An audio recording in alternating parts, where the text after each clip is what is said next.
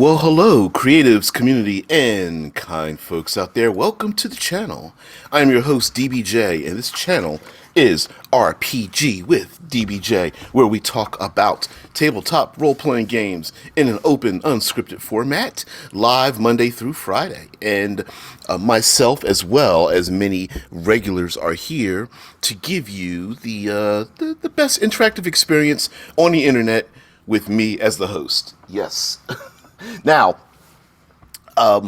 we usually take a subject, and we take that subject, and we take it, and we run with it all week. And today's subject, hey there, Cameron F. I've been reading some of your comments, man. I think you've been hurting yourself going through the archives. Yeah, this channel's been around live Monday through Friday for about an hour each. There's probably 600 plus hours of content on the channel, and it keeps growing. So yeah. Now, this week we're talking about the weather and using that in our tabletop games. Now, of course, yesterday was Monster Monday. Today is Discord Tuesday, which is kind of a grab bag. I've generally been using it as a method to talk about mechanics, but we'll probably flow into some other things as well. And of course, there's World Building Wednesday, the third pillar of exploration Thursday, and then there of course is Future Friday. So the reason why I thought weather would be a good thing, of course you guys know I'm the self-appointed third pillar-ist of the tabletop RPG community. Yeah, thank you, Deadman. Deadman says, I believe we calculated it at 650 hours, and it's still growing. Thank you very much. Now, the idea of using weather, I think, is a great tool to add into our toolbox, amongst other things, because for me, I think it's a value added experience where you can never run out of the thing. What I mean by that is just depending on the kind of world, fantasy, science fiction, whatever. Hey, Countermancer, good morning there as well. Thank you. The the idea that you're going to run out of wind or rain or heat waves or earthquakes or floods or something, like, it's not going to happen. And now, mind you, based on maybe you're running some kind of extremely fantastical arcane world where wind or rain or storm surge or typhoons or something doesn't exist. But I'm presuming that on some level, the world in which the PCs are traveling has some kind of weather events. And the reason why I say it's a value added is because it is on a time scale. It can have various uses for what you need for in your game. So, for example, on a very large time scale, in a couple of months, a certain season, in a few weeks, whatever, you can always establish that there's going to be changes in your world, and the player characters, while very far off, it might impede them to want to move a little faster. Hey, an example would be traveling into the Caribbean in our world, right? The cruise industry goes into the Caribbean islands, is very tropical and whatnot, but there's also hurricane season. So you want to travel to that location when there aren't those hazards, but those hazards might come about at a particular time. Same thing with winter season coming about, flood season. Wow, I'm trying to think of some other seasonal events or things that we know are going to happen, despite the fact that they are still quite hazardous. I would say mudslide and drought season in the west coast of the United States. Oh, you're very kind there, Counterman. Tornado season, yes. Tornado Alley here in the middle of the states is a thing that happens at a particular during a particular season. And so the player characters may not want to be involved in that kind of thing and go, okay, you know what, this trip is going to take us 3 weeks to get there, to get to the dungeon or whatever the case may be, or protect a certain group of individuals. Hey, let's get there before this thing happens, or at least the season begins.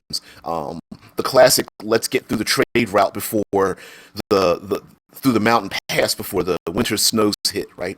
So that's one method of using the weather to I don't want to manipulate might be bad. Push your players into action instead of or even into reaction as opposed to analysis paralysis. Yeah, Encounter Master mentions monsoon is seasonal, and I guarantee you those of you around other parts of the world have specific seasons. Even if you don't even think of them as seasons, I'm sure there's a period of time where here comes like the monsoon, here come the rains, here comes the heat waves, or whatever the case may be. So moving that time scale even closer to the player characters, meaning instead of weeks away or months away, maybe it's hours away. I'll look at you, Mad Max Fury Road, where you're driving through the desert landscape and doing battle, and then on the horizon you see what amounts to be one of the most horrific sandstorms in movie history, right? And so you could very well, put the player characters into a situation where, yeah, you can beat your enemy about the head and shoulders, but just to remind you, like on the horizon, here's this thing that is going to pass over you. Again, tornadoes work excellently this way. Many rainstorms, thunderstorms work this way. Derechos work where you can see something happening on the horizon. And the great thing about that is you can foreshadow the danger well ahead of time, and it's still dangerous, right? I don't know if any of you have been kids, but if you've looked outside and you can see maybe there's some kind of areological event, right? Whatever kind of storm or something, and you see it on the horizon, but that does nothing to alleviate the effect that's going to happen when the rains or the winds or hail or whatever actually hits you, right?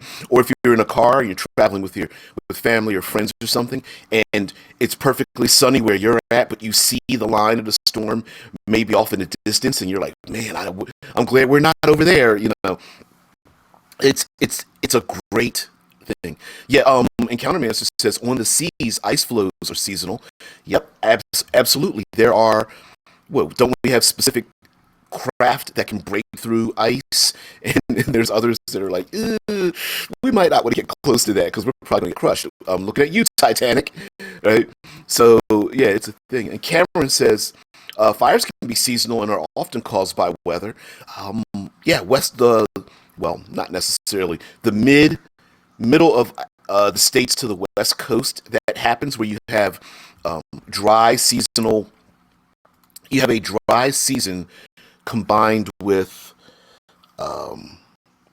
heat lightning, and the heat lightning will set ablaze, very dry brush, and so you'll get fires and things. Australia has gone through this as well, and my contention is we don't really see that in our games, even to the point where someone will, a game master will describe their world as being dangerous or a blasted landscape or whatever, a desolate, I don't know, a desolate desert made out of blackened landscape or something, and we say all these things, and while the descriptors are awesome, I still feel like there should be a mechanical, even if it is very slight, it should be a mechanical tool in your toolbox to use to reinforce the dangers of what's out there, and while it's not very used often in the specified rules for a lot of role-playing games, there's still ways to do it if they don't exist in your particular role-playing game, or maybe they're just tucked inside of rules. Sometimes we'll have a game with rules tucked inside of rules, and you pull them out and use them to your pleasure, even though it may not be something you're normally used to using. Uh, but Encountermancer says in a sci-fi setting, planetary tilt could cause dangerous weather effects for an entire season, maybe a month-long firestorm. I love that idea. When I first heard that Mars had like month month plus long sandstorms, I was like, "Ooh, damn!" like, or what is it? The red spot on Jupiter is a sci-fi thing where you could have you not only can you have weather we're used to, but like turn the volume up to 11, right? But you could even have layered weather. For example, I'm imagining on Venus, you could have a floating city in aerostat with raging storms either above or below the aerostat itself without the aerostat being in a storm. So you could kind of play with layers and like gas giants and things. And I couldn't imagine a storm on what's the planet? A moon, the moon of Titan, with like ammonia and methane and ethane and storms and rain and it'd be sweet though. And like you said, planetary tilt, tilt the planet even more, or planetary spin. Elliptical orbits will affect the weather. Um, I'm looking at you, Vin Diesel movie. Mm. Wow. Planets, um, similar to Mercury. Ice cold, spins towards the sun, catches fire. Please, someone let me know what movie that is. But you get my point. Pitch Black. Is it Pitch Black? Well, Pitch Black kind of counts too. No, not Pitch Black. The second one. Yep. Yeah. So, um, yeah, Cameron says there are storms on some planets that have been going longer than we have been looking at them. That's a long ass time too, right? But you're absolutely right. Chronicles of Riddick. Yay! I might be dumb, but I'm not plumb dumb. uh, yeah, you're absolutely right, Cameron. And for the player characters to visit such a place, with wild storms and winds or tossed oceans and all kinds of things, it's is the idea that the weather can have a dramatic effect on what's going on and make the players maybe rethink some of their plans, instead of hitting things about the head and shoulders, right? Countermancer says maybe a seasonal microbe that turns fresh water sources into deadly acid for several weeks. There's, I think, and I suppose we should have talked about this yesterday, but whatever.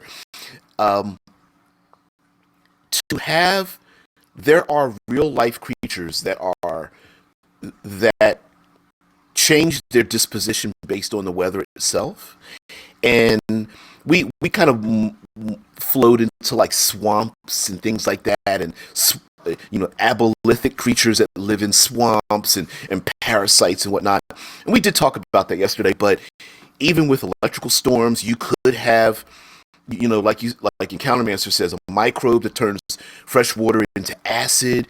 You could have some kind of maybe some kind of aerial creature that hunts or is empowered by electrical storms. You could have something that either um, gets aggressive during windstorms, maybe because it's unable to fly around during windstorms and must take cover.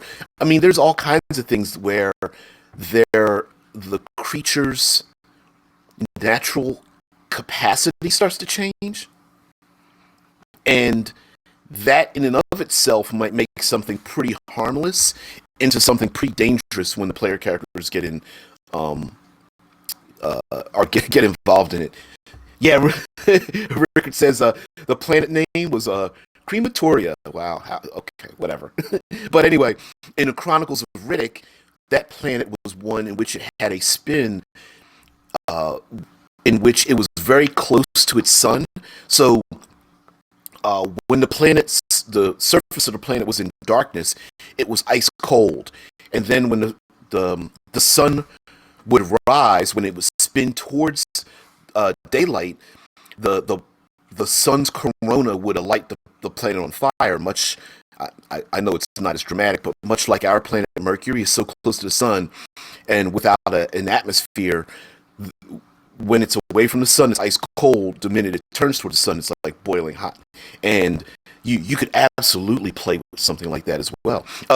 When I say play with it, I mean you could make a world where maybe on the whim of the gods, a thing like that happens, and maybe there's a war between them. So on a particular day, it could be snowstorms and hail, and the next day it could be all hot and drought or electrical storms or something like that. you, you're with me, Rickard. Yeah, no points for creativity. Crematoria. You saw me roll my eyes. I was like, whatever. But anyway, um, Scott Scott Post says, Washing your car causes rain." Is that not a good example? It sure does, right? You know, you're always, what is it?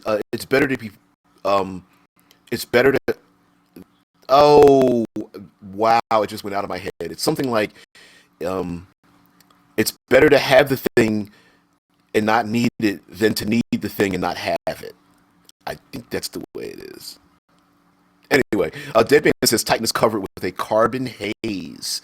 Is it a carbon haze? Oof, ooh. Yeah, Titan, ice cold, acid lakes and oceans, poison atmosphere, carbon fog. I mean, come on, what a crazy moon. And I love the idea of exploring places like that. But that's for future Friday. But again, why not go? Why not go there with something like that? You know, lakes of methane or methane, I suppose, depending on your pronunciation. Yeah, yeah, I love it. Encounter says a simple shrub that uproots after the first thaw hunts down animals to kill and reroots itself over the corpse until next season. Hell yeah, yeah. I mean, those living plants like treants have to eat some kind of way. You know what I mean? People scratching their head like, why are there human rib cages under all these plants? And the locals are like, we need to get our ass moving. Please move. Yeah. Yep. Absolutely. Alex, hey, what's going on? Yeah, yeah, best to have it when not needed than not having it when it's needed. Yeah, yeah, and the same goes for weather, right? And now when it comes to mechanics, including these things in mechanics, um, we do have we do have some method to give ourselves the ability to include weather in the game. Um, there is I hear you, Rickard. Rickard's like Pitch Black and Riddick are the only movies in that franchise. Period. Right? You mean there wasn't this mysterious third movie in the animated series that went along with it? Are you telling me that didn't exist? No. Um. Yeah. Let's see. Gaz says it's worth also looking at the movie from which Riddick is taken, Pitch Black, in which certain celestial events, several days of zero sunlight, results in the world being barren as every X many years a predator that thrives in zero sunlight ravages the world. And I love that idea. I mean, we you know me taking something and turning the volume up to 11 is kind of what this channel is about, and the idea that um, whether scientifically or divinely by the gods or a curse or something that causes a celestial event to happen in your world. I mean, imagine a world in which I'm sorry, segue. C.S. Friedman wrote a series of trilogy called the Cold Fire Trilogy, and in which humanity settled. It's actually a medieval book, but humanity were colonists and they settled a planet, and the planet was on the edge of our galaxy, and so over a certain period of time, there was a time when the continent was bathed in zero light. There were no stars, no moons, no sunlight, no nothing. It was pitch black to the point where, like, literally pitch black. And the same thing was done in the pitch black movies where there is no sunlight. And so you could really play with that if you wanted to, in terms of setting material in the uh, Tesla's doubling down like there's more than two. I think Rickard was being sarcastic with that Tesla, but yeah, you're absolutely right. The um the idea that, like, for example, in the role playing game within the Ring of Fire, the gods, there are 77 days of thrones in which different gods sit upon a throne, and each godling or deity that sits on the throne for that day, the amount of sunlight and darkness changes by day, and it's not scientifically enabled. For example, there is a day of all darkness, and there's a day where the sun is at high noon for 24 hours before the next day comes about. So you could play with celestial events as well. The same could be done for, if you want to go even more extreme, same could be done for being able to breathe, gravity. The landscape itself could change and shift as well, especially if you're in a location where, for example, we love the classic floating island, and the people that live upon floating islands that float above other islands with castles, and maybe some of the islands are attached to each other by massive chains created by the Titans or something, or what have you. And what if one of those islands is spilling water off of a massive ocean or a lake that flows over top of another floating island? And so the place could be bathed in darkness or something, or it's not rain, it's actually just water being spilled from above, might be a thing. So playing with those events is a possibility. um, and so the using what we have to have weather have an effect on our game. Of course, you know me. Um, Simple is best. So you can use the aid system in 5th edition. The aid system being advantage, inspiration, disadvantage, could apply to any number of situations. Vision, athletically to prevent from being knocked down. It happens with maybe tight spaces. It can happen with ranged attacks, with wind. So you could apply advantage and or disadvantage to certain specific narrative elements in your world. You know, hey, inside the castle, no big deals. You want to fire down on the enemy attacking you below while they're attacking you during one of these nasty hurricanes because you're on a coastal city. You're probably going to have disadvantage on that, right? So you could, and the thing is, any game, whether it's Dungeons and Dragons or not, Pathfinder or something like that, you can of course do modifiers, right? +1, -1s to +10%, -1 die from your dice pool, or whatever the case may be. Increased difficulties. You know, you have to roll 12 or over to 60%, or under 27%, whatever the die mechanic is. Modifiers are a really easy way to do that, especially if you're using a very static environmental effect. Now, if you move past static events like fog, smoke, wind, static events basically are when you're in that event, the thing happens, right? When you're in darkness, it's dark. Unless you do something to change the environment, I don't know, summoning light, using a torch, using a light spell, whatever. It's darkness is very static. But we don't have to rely on darkness. We can rely on fog or smoke or wind or any number of things. But if you want to move past the static events and move into more like random or escalating or stimulated events, that's where we can really start to make our environment shine.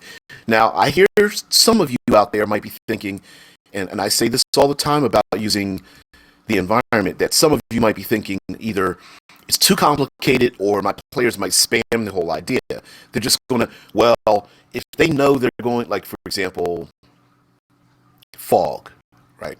And the player character is a rogue, and they're like, well, if they get advantage on their stealth and they always backstab, they're just going to use fog and they're just going to spam my bad guys by just backstabbing everybody.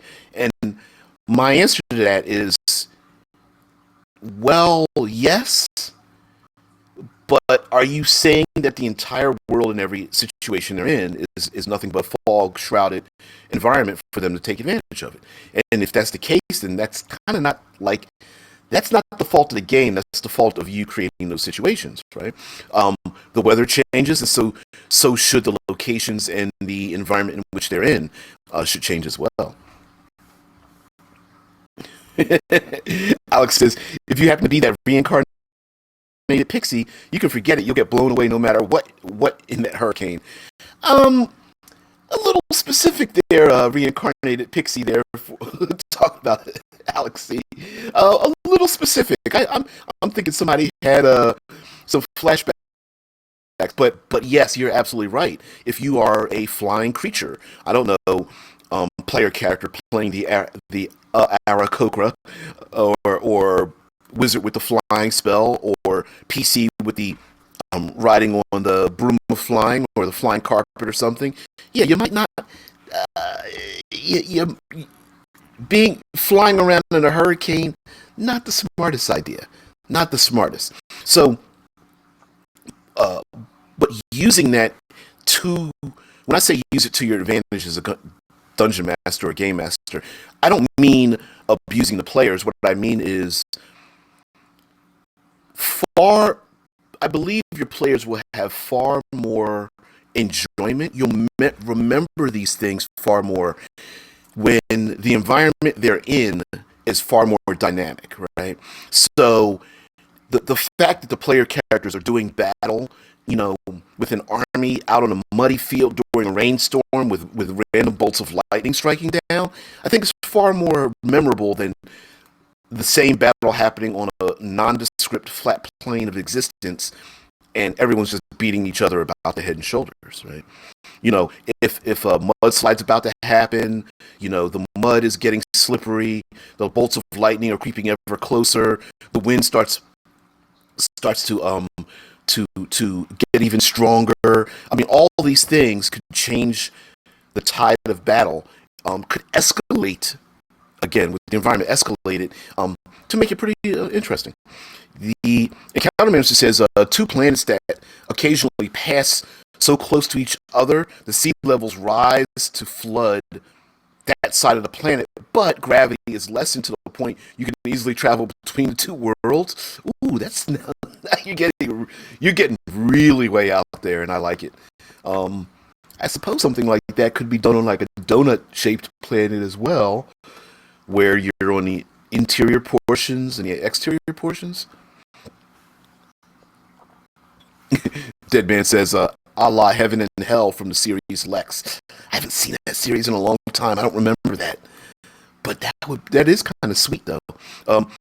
Going a little more mundane with your idea, there are maybe lakes that freeze over to allow maybe barbarian tribes to travel from the frozen north down into the warmer regions by going across, or maybe not warmer regions, but when winter strikes, a lake that freezes over becomes a different environment for the population than when it's in the spring and summer. There are places here in the northern states where ice fishing, frozen lakes, ice skating, all kind of things happen on the frozen portion, and then in the spring and summer they have like boating and pontoons and parties and all that kind of stuff. So yeah, two different social, cultural things in the same location based on the weather. Rickard says, unless you are planning a noir or hard-boiled game, because then the weather never changes. It's raining, period. Hope you brought an umbrella. Yeah. Yeah, y- despite common sense, sometimes the environment is a great way for us to tell the story of the thing we're trying to tell. Yeah, if you're doing any kind of like cyberpunk or 1920s noir or something, if it's not raining, then maybe you're doing something wrong, right? Or maybe you feel like you're doing something wrong. And for example, in the movie Seven, the killer killing and murdering people on Seven Deadly Sins. I know, Kevin Spacey, relax, take it easy. But that in that movie, it was a nondescript place where it was raining all the time until the very last reveal of the movie, in which case it was in a near desert sunlight blinding light, which shined light on the reveal, right? So weather can tell a story. I, Common sense be damned, the weather itself could shape be in your game could be shaped around the idea of emotion, story, um, growing. How do I say this? A growing conflict can happen as well. We've seen we've seen bad guys fighting good guys, and when the final confrontation happens, what happens? There, it's a big storm that's happening around them. Why? Because in, in the background, you always maybe the two bad guys are about to fight each other and about to show down, and then you see like heat lightning in the background, and all of a sudden it starts to rain. I'm looking at you, John Wick, the first movie. Why? Because So yeah, it can even tell a story. Um, Common sense, out the window, right? Let's see. I'm getting back into the chat. Gaz says unnatural phenomenon that occur inside natural phenomenon are a favorite of mine. Having a monster whose body exudes mist is one I like. Although I always make it a turtle because they're so easy to miss in a swamp. Yeah, yeah. A thing that does a thing to create its own environment. Yeah. Creating its own fog or mist, or maybe the creature creates its own smoke around it, and the radius of that doesn't need to be very small. It could be doing this thing or living. It could be happening. The creature could be in the location because it most benefits that creature for the thing happening. Like when the fog rolls in, of course the giant frogs attack, right?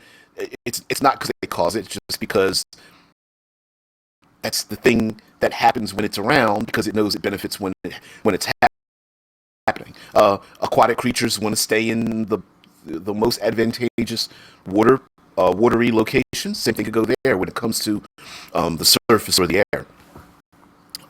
Tesla says, "Oh, Tesla's talking about from Lex. Yeah, the proximity between fire and water is so close that they share a single atmosphere, allowing people to pass through a twister from one planet to another without fear of suffocation." Which I think is I hadn't thought about that, but that's a really cool world building thing. I'm really liking it. I know it's already existed, but I'm saying like stealing that idea. You got to steal it. Um, Alex says, imagining that turtle was a snapper, missing a chunk of your ass. Yeah, jumping out of the water. Yep, absolutely. Um, Rickard says, hell, Hong Kong, kung fu action movies love their water puddles that splash in slow motion as people run through them or things fall into them. Bonus points if it's in slow motion. Yeah, can we say Jet Li and Donnie Yen in or Donnie Yen in Hero? Remember the mental fight they had? They both closed their eyes and stuff. Yeah, that movie. Oh my god, that movie is beautiful. I mean, not just the action, but like the colors and all that. But that scene that they had with the the old man that was playing the musical instrument that I have no idea what the name of it is, and he was going to get up and leave, knowing that they were going to get into a bloody fight, and they were like, "Nope, you stay right there." And they decided to have this psychic fight or something, and again, feet splashing through the water in slow motion, weapons piercing the raindrops. Um, it's also a shorthand for when like there it is, hell yeah.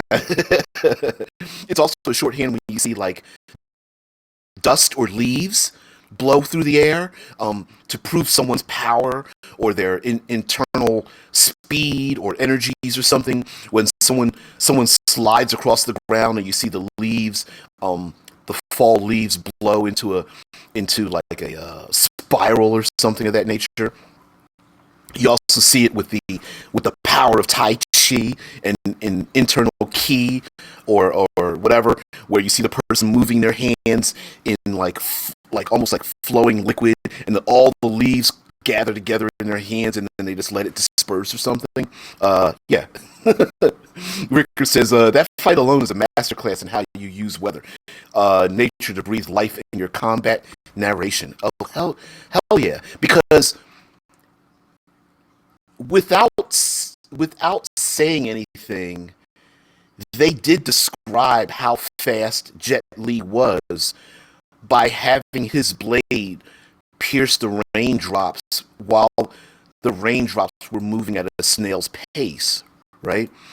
So, or the amount of power being put into the weapons as the water itself was flung from the spear and the blade, and the same could be done with other environmental things, right? Like I was talking about. Yeah, yeah, I'm with you, Rickard, on that. You and me, we are a two peas in a pod on that one. Hell yeah, and also, this is a weird thing to say, but building the drama by using the weather to have the weather cause things that in itself build the drama in the scene could be a thing, right? Bad guy fighting good guy on cliffside. Cliffside gets struck by lightning. Now both bad guy and good guy have to worry about falling off of the plateau, and they're both, on this narrow precipice, and they're fighting each other, and they have to jump from plateau to plateau before one crumbles beneath the feet of the other one while they're each attacking each other, right? It in a very strange way, it can tell the story of the drama as well as gaming wise could be the drama itself. You know what I mean? Where, oh, I want to attack the lich is attacking me. Oh, and I've got to worry about falling to my death as well. Ooh, wow. Yeah, this is pretty dramatic here. It's pretty scary, and so using that to our advantage is a cool thing. The other thing too is weather isn't a creature, right? Most 99.9% of most things in games allow the players to attack it in some way, shape, or form. Whether it is a spell to be dispersed, it is a creature that can be shot with an arrow or hacked with an axe or blasted with a laser weapon or something. But you can't do that with the weather. And weather tends to have a range that is far beyond human measure. For example, a gust of wind spell is usually in a particular range, whereas a tornado can cover miles and rip up, I don't know, hundreds of homes off of their foundations itself. Usually, weather is far more powerful than the beings that are in those particular situations. And yeah, Jay is like, I attack the darkness. Okay, roll, and you hit it. Great. How much damage do I do? Nothing. Right? So now, mind you, you could still use the weather and have the PCs affect the weather in some way. It just wouldn't be using your combat, right? It would have to be something like taking cover, pushing, moving, or tricking someone to get in the way of something that's about to happen. Um, Take an avalanche. You know, um, fighting a bad guy until they fall into a crevice or get buried in an avalanche or get swept off the deck of a ship or the docks by a by a massive wave or getting struck by lightning because they're standing somewhere with a big, lightning rod, or taking cover and locking somebody out of a door when during explosive decompression. I know that's not tech. Well, airless void is kind of a weather event in and of itself. But those are things that can happen. Ooh, my voice is starting to crack. I'm sorry. Um, Cameron says sometimes James Bond action scenes take place on ice. Imagine those chases, but with magic vehicles or intense dog sled racing with wizards firing off spells at each other. I mean, okay. I gotta do it because I gotta clear my throat. Mm, mm, mm, mm.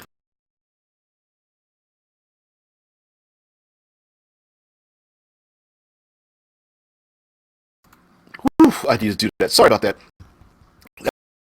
That was coming up from the depths, I think. So anyway, the idea that I love the idea that you can use the weather to. Um, I always tell people that the environment is to be used and abused. So might as well encourage people abusing it as well. Um, the rogue that's backstabbing people in the fog allows the player character to be a badass, right? It's the classic Batman Wolverine thing, coming out of the shadows, um, ripping somebody back into the darkness. You hear a muffled scream or something, and then the bad guys look around and they don't see their best friend, you know, criminal, and come to find out that they're like up in the rafters or their throats been cut or something like that. We've seen that plenty of times. Sometimes we need to let our players be badasses, and if that allows them to be that way, sure. Um, you know, you know, yeah. Yeah, Rickard says heavy winds so loud you can't hear anything more than say 10 feet away. Advantage on stealth. Yeah, and the thing is, we can also play. I'm glad you brought that up, Rickard, because we often think of like, what can I touch?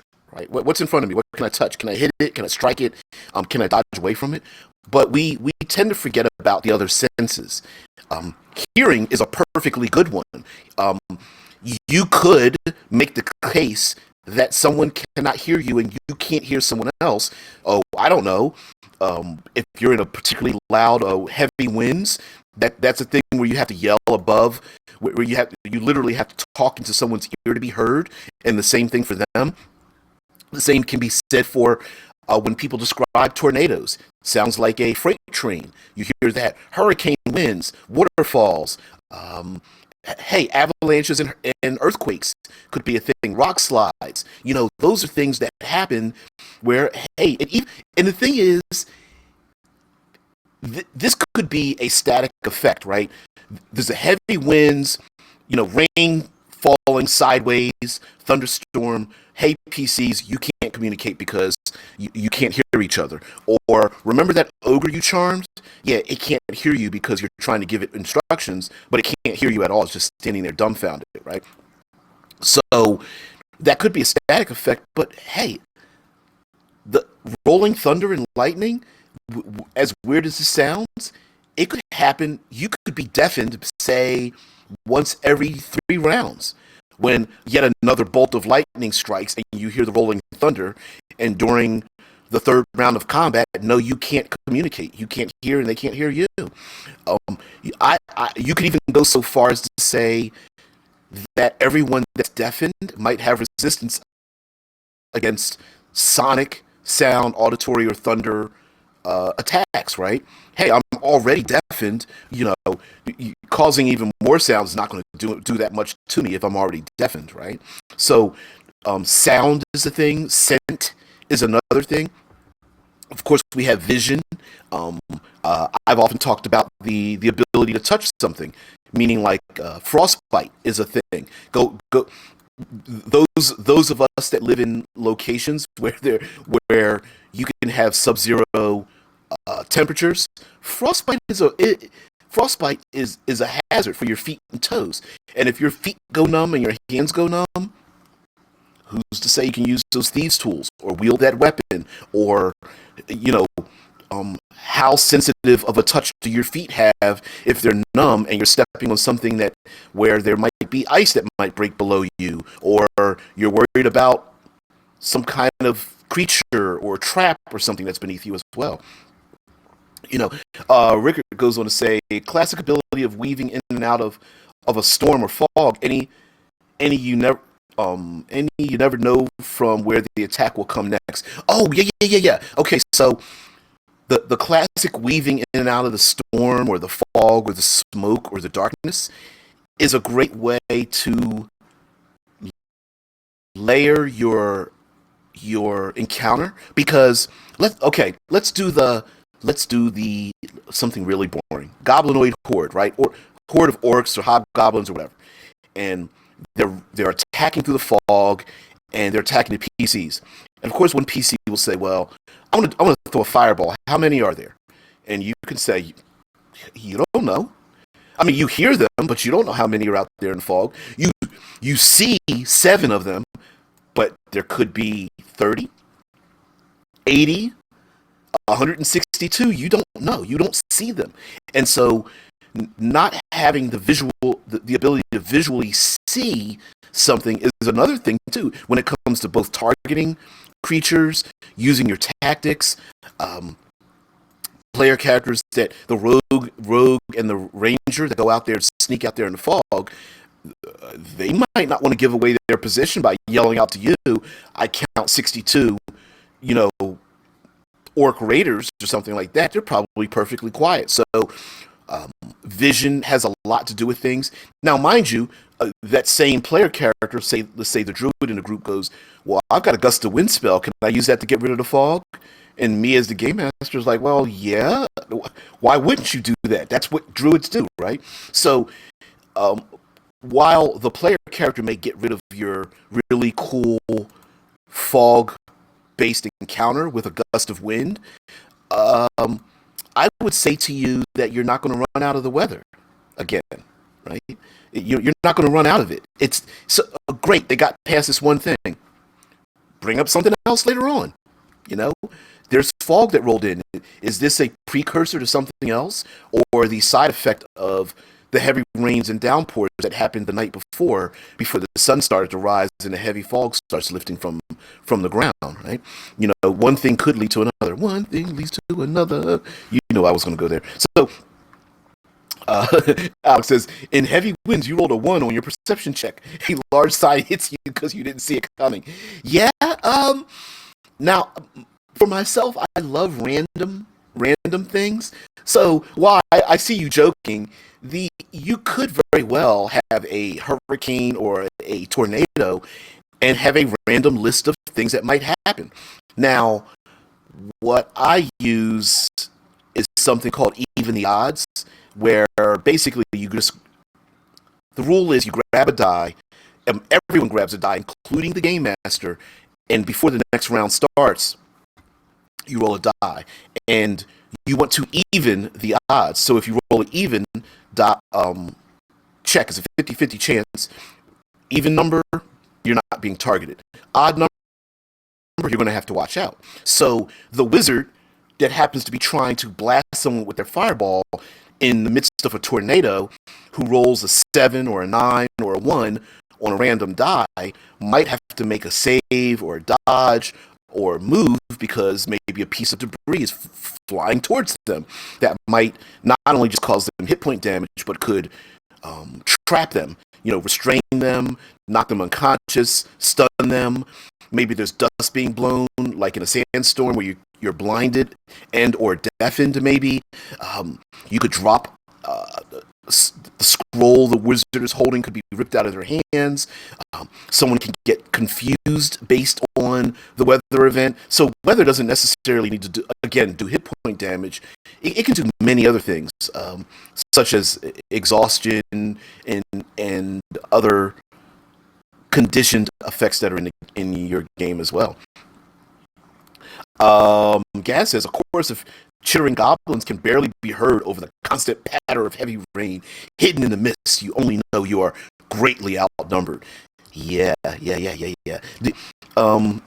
Apparently, um, apparently, Gaz is a wordsmith, and I love the way it is done because, for example, those goblinoids could be doing something to create loud noise or taking advantage of the fact they know it's loud because it's benefited them so much, combined with the fact that you don't know how many are out there, and it, even I think something we tend to forget that even in dark vision with fifth edition, you only have a range of 60 feet, right? So sure, you can see the enemies that are in that 60-foot range, but if they're well beyond that, all you can do is hear them. You don't know how many are out there. You could stand there and keep fighting them and beating them about the head and shoulders, but you may not know what is beyond even that range. Wow. Dead man posted in the Discord a reporter. It's a video on YouTube with a reporter getting hit by a stop sign. He said, Alex says, to be honest, I'm not sure she lived through that, or that stop sign literally stopped her breathing. I'm not going to click it because I'm going to just get wrapped up in it. Let me get top headed if I do that. But yeah. We tend to forget how lethal and violent weather systems can be, and that's just one thing. Yeah, Deadman says some races have dark vision to 120 feet, and there are some abilities that will add onto your dark vision, I believe, like 30 feet or another 60 feet or something like that. But even so, it's actually not very long. I mean, it's longer than maybe the PCs have access to, but again, 120 feet is not the same as being able to see the horizon. So the fact that there's something out there you can't see, even with dark vision, is a thing that's possible. Just like I always bring up the fact that dark vision doesn't allow you. Dark vision is black and white. So when you see a pool of liquid, what is it? Is it blood? Is it ooze? Is it an ooze? Is it acid, tar, oil? Is it regular water? Is the water hot or cold? Is it glass? I mean, it could be any number of things. Spilled potion, anything, right? Yeah. So in the movie, oh, I remember that movie. Tesla says in the movie Das Boot, the U-boat is out of oxygen and needs to surface, where it will almost certainly be destroyed by Allied forces, but it surfaces to find a heavy rainstorm that provides cover. Yeah. I love bounded locations. There are a number of submarine movies. Das Boot is probably one of the best out there, and yeah. What a great way to add tension to it. Because again, like you said, I believe in the same movie they went so deep that pressure was about to crush the submarine. Again, using the environment, like you said, they had to go above to get oxygen to breathe. There was a heavy storm to give them cover when they went above. I will say, the show Lost in Space does an excellent job playing with the environment as well. They're using snow and wind and rain and foliage and heights and all kinds of stuff in a sci-fi setting. They use it to great advantage. Lost in Space, much better than it deserved to be. If you guys haven't seen it on Netflix, or at least it aired on Netflix here in the States, so pretty good show. Gaz says, I've enjoyed letting the players know they're being watched. Dim eyes glowing just beyond the light of the campfire, then waking up to see the corpse of, say, a dire wolf left at the foot of their sleeping bag, the opening of their tent. Yeah, what you can't see can't hurt you. You're right. But having things happening on the edges of your senses It's pretty scary. It's a pretty scary thing. It's why horror movies work, right? You imagine when lack of evidence causes our imagination to fill in the blanks, and filling in those blanks is the thing we want our players to do, to be afraid, to be scared. Um, Another tool to use is, hey, how about we not describe our very common monsters by their common names? Don't They don't know it's a troll till they see it. Don't call it a troll. Don't call it lizardmen. Don't call them goblinoids. Call them something else. Just don't give them a name. Describe them as blue-skinned with, black ooze dripping from their razor-sharp fangs, and they're hanging from the trees upside down with serrated-edged weapons made out of bone or something. You don't have to call them goblins. They could be named something else. The population could name them something.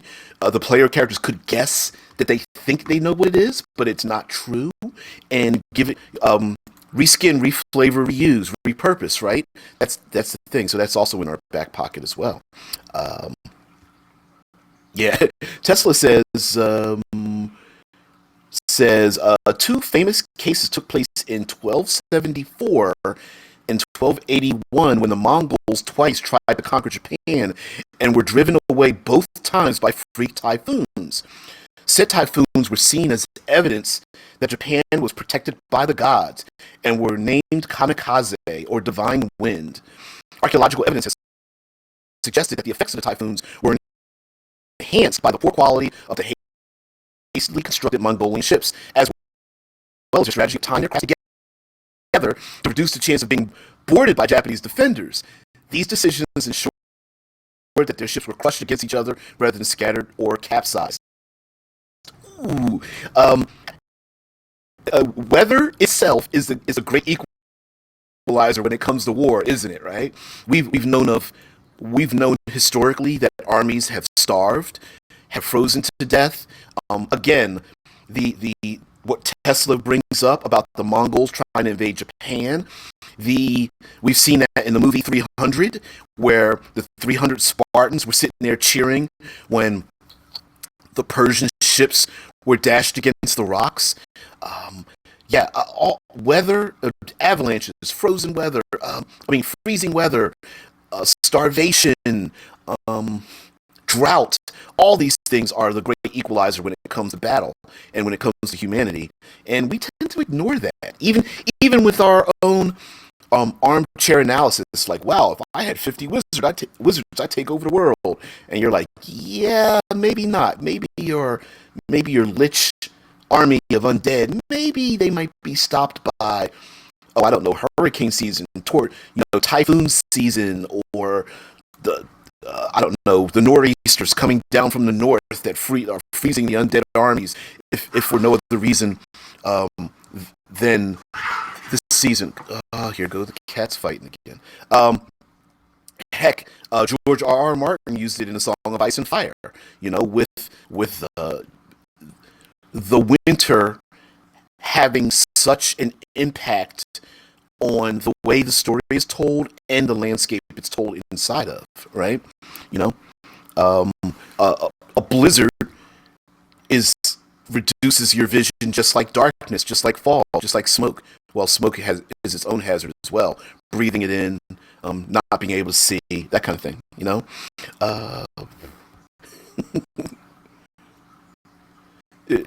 Gaz says, I made a revised deck of many things based on a deck of 52.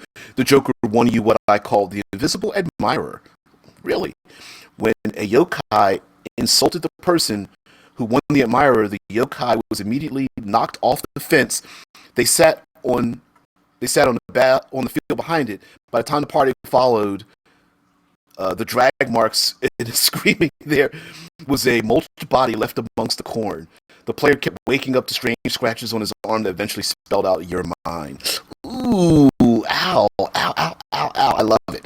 Yeah, the tactic of having a monster drag a random NPC or one of the players off into the distance, inside the fog or the smoke, or a blizzard or something like that, you could play that to great effect.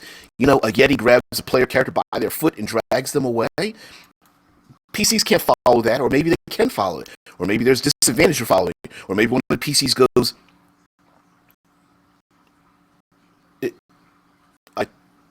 here we go with the pronunciation there, dead man. I hear you. You know, I mean, splitting the party might be actually a good tactic to use in those kind of things, right? Rickard says, "Oh, it's rain season. Send up a few clerics with the fly spell to sanctify the water to create holy water in the clouds." Only you would come up with something like that. And you know what? I would absolutely allow it. I would allow it. That's really cool. Yeah, that is really cool. As a matter of fact, I would even allow the holy water to sit after the rains pass, and there's like puddles of holy water all the way around. Yeah, yeah, like undead army, you say? I got a way to fix this. Yeah, that's really cool. Yeah, yeah. But I just wanted to get a free castle. Yeah, play stupid games, win stupid prizes. Yep. Yeah, yokai. Yeah, yeah. Rickard says can't take credit though. Had a friend who did that. Yeah, those are some crazy things that we come up with in our role playing game. So, but anyway, guys. Yeah, we just kind of. I just figured we just go off a little bit on just some ideas we can play with the weather. You know, we have lots of NPCs and monsters that will use and abuse it. We have our environment, our societies that are affected by the weather, and they too will be using it. We have lots of things in our games to mimic the effects of weather, whether they are spells or psychic powers, reskinning some creatures or creature effects to mimic the weather itself. We have layers we can pull upon. There are traps that we can reskin as natural events or effects in the game as well. And just before we get out of here, please support long form content, both this channel and anything out there, with liking, sharing, subscribing, following, hitting the bell to be notified, and just commenting, just taking part in that kind of thing. And by the way, guys, whether now or later, if you watch later, like Cameron has done, I read all the comments all the time, so please don't be shy. Take part. So guys, thank you very much for joining me. I appreciate it. Everyone out there, have a great day. Take care of yourselves, be safe, and be kind to one another. Have a great one. I'll see you later. Bye.